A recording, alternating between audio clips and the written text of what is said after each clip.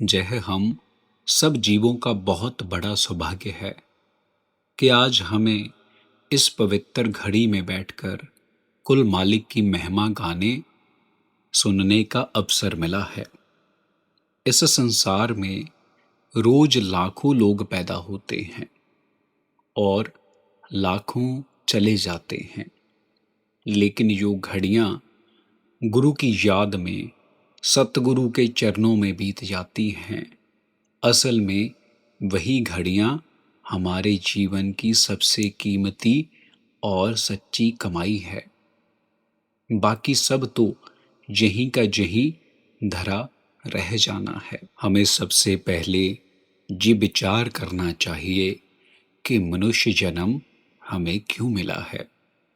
संगत जी, संतों महापुरुषों की वाणी में हमें बार बार एक ही बात याद दिलाई जाती है कि ये जो मनुष्य चोला हमें मिला है, ये कोई साधारण बात नहीं है। 84 लाख योनियों के चक्कर काटने के बाद जब इस कुल मालिक को हम पर तरस आता है, तब जाकर वह हमें यह अनमोल जीवन बख्शता है। अब यहाँ पर हमें एक बात विचारनी चाहिए। बाकी सारी जूनियां सिर्फ कर्म भोगने के लिए हैं, चाहे वो पशु हों, पक्षी हों या फिर पेड़ पौधे हों।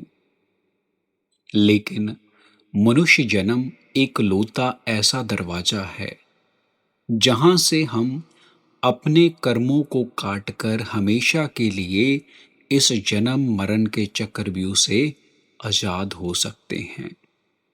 लेकिन अफसोस इस बात का है कि हम इस संसार की माया में, कोठियों कारों में, धन दौलत में, झूठे रिश्तों में इतने खो जाते हैं कि हम भूल ही जाते हैं कि हम यहाँ किस काम के लिए आए थे। हम हीरा देकर बदले में कंकर पत्थर बटोर रहे हैं। इन सब चीज़ों के चलते चलते अगर हमारा कहीं पर अपने गुरु से मिलाप हो भी जाता है, तब भी हम ढिंढोरा पीटना शुरू कर देते हैं कि मैंने आज गुरु के दर्शन कर लिए। हमें ये विचार करना चाहिए कि गुरु को हमने नहीं, गुरु ने हमें चुना है। कई बार हमारे मन में यह अहंकार आ जाता है कि मैं सत्संगी हूँ, मैंने फलां गुरु से नामदान लिया है, मैं गुरु की शरण में गया हूँ। लेकिन संतों की मत कहती है कि यह जीव की सबसे बड़ी नासमझी है। जीव की क्या औकात है कि वह पूरे संत की पहचान कर सके। अंधेरे में भटकता हुआ इंसान खुद से कभी चिराग नहीं ढूंढ सकता। सच तो ये है कि जब हमारे तड़पते हुए दिल की पुकार उस परमात्मा तक पहुंचती है, तब वह खुद अपनी मेहर से हमें गुरु के चरणों तक ले जाता है। गुरु ने हमें नाम की दात बख्शकर हमारा हाथ थामा है। जब हमें नामदान मिलता है तो हमारे ना जाने कितने जन्मों के पाप और कर्मों का भारी बोझ सतगुरु अपने ऊपर ले लेते हैं। वो हमारे दुखों को काट देते हैं, लेकिन कभी जताते नहीं हैं। वह पर्दे के पीछे रहकर हमारी रक्षा करते हैं। नामदान बख्शते वक्त हमें सबसे ज़्यादा जोर इस बात पर दिया जाता है, दिलाया जाता है कि भजन सिमरन की कमाई करना। अब हमारा ये तीसरा विचार इसके ऊपर ही है। सिमरन और भजन की अहमियत को समझना। अब सवाल जहां उठता है कि जब सतगुरु ने हमारी जिम्मेदारी ले ली है, तो हमारा क्या फर्ज बनता है। गुरु हमसे धन दौलत नहीं मांगते, वो हमसे दुनिया की कोई वस्तु नहीं मांगते।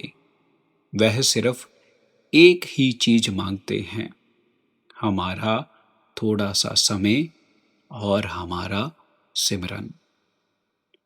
जैसे भोजन करने से शरीर को ताकत मिलती है, वैसे ही भजन सिमरन करने से हमारी आत्मा को ताकत मिलती है। जब हम रोज नियम से 2.5 घंटे का समय पूरा करते हैं, भजन सिमरन को पूरा वक्त देते हैं, बैठकर उस मालिक के नाम का जाप करते हैं, तो धीरे धीरे हमारे मन का जो धुंधलापन होता है, जो हमारे मन के ऊपर मैल जमी होती है, वो धुलने लगती है। ये चीज हम याद रखें कि दुनिया की हर चीज मांगने से मिलती है, पर सतगुरु की दया बिना मांगे से ही बरसती है। बस हमें अपने दिल का बर्तन सीधा और साफ रखना है। संसार के काम करते हुए भी हमारा मन उस मालिक के चरणों से जुड़ा रहना चाहिए। हाथ कार की तरफ होना चाहिए और दिल जो है वो यार की तरफ होना चाहिए।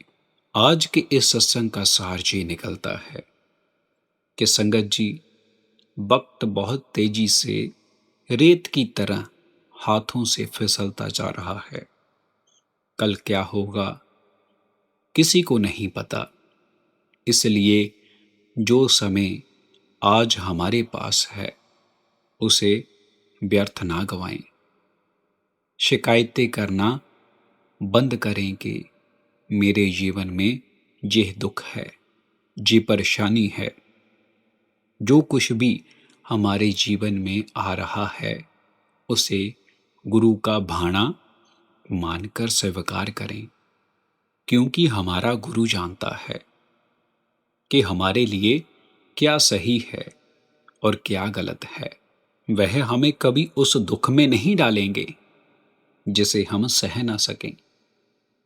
आइए आज हम इस सत्संग से संकल्प लेकर जाते हैं कि हम रोज नियम से भजन सिमरन पर बैठेंगे, किसी का दिल नहीं दुखाएंगे और शुद्ध शाकाहारी पवित्र जीवन जिएंगे। गुरु के वचनों को सिर्फ सुनेंगे नहीं, बल्कि उन्हें अपने जीवन में कमाएंगे। जब हम एक कदम गुरु की तरफ चलते हैं तो हमारा सतगुरु हमारी तरफ 100 कदम आगे बढ़कर हमें गले से लगाने के लिए तैयार रहता है।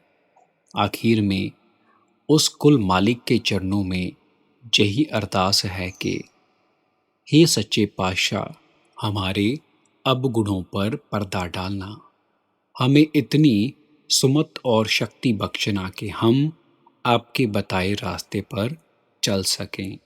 हमारा मन कभी भी माया में ना भटके और अंतिम सांस तक आपका सिमरन हमारे घट के अंतर चलता रहे। पूरी साथ संगत का बहुत बहुत धन्यवाद, जिन्होंने इतने प्रेम और एकाग्रता से सत्संग को सुना है।